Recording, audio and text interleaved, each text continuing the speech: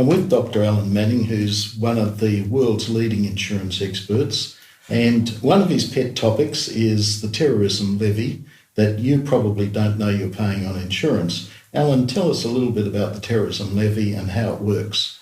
Right. Well, first of all, it started after September 11. Up until that time, in a lot of countries, terrorism was picked up by the general insurance industry. Places like the UK, it wasn't because of the problems with the IRA, etc. But in Australia, the US, it was covered until September 11, which was a huge, massive event.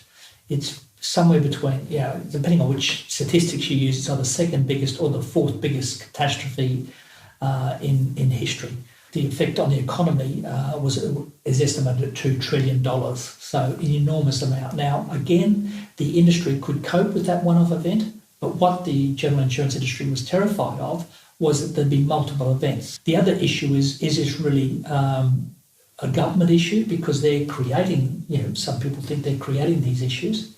So as a result of September 11 in particular, the general insurance industry withdrew, and we came up with some very, very harsh exclusions that really knocked out virtually anything to do with terrorism, and that's a very broad definition of terrorism. Then the governments around the world, including the Australian government, in our case it was the Howard government, decided that they needed to legislate and create a reinsurance pool that would actually pick up the slack here. So the Howard government put out the Terrorism Insurance Act in 2003, and that created a reinsurance pool, the Australian Terrorism Reinsurance Pool, and that collected money.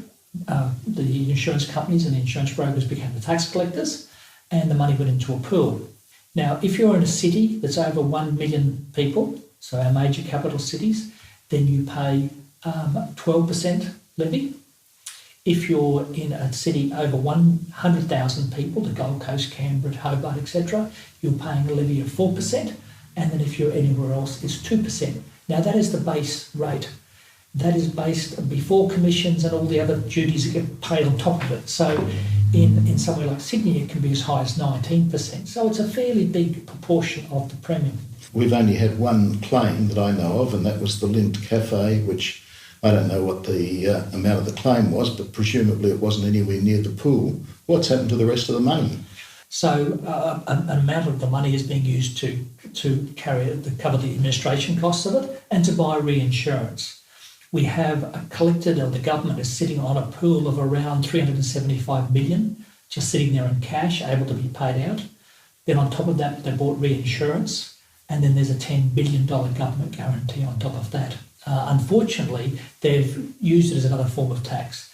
They are deducting or taking out of that, transferring from the pool into consolidated revenue in inverted commas, dividend of $100 million a year for the last 4 years.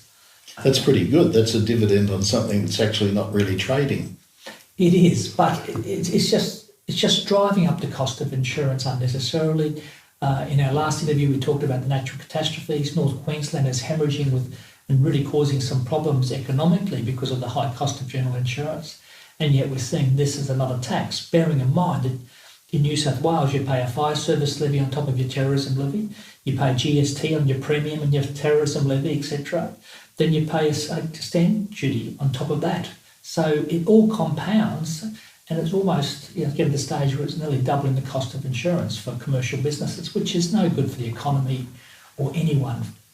Alan, thank you very much. We've learned a little bit more about insurance today. My pleasure. Thank you, Michael.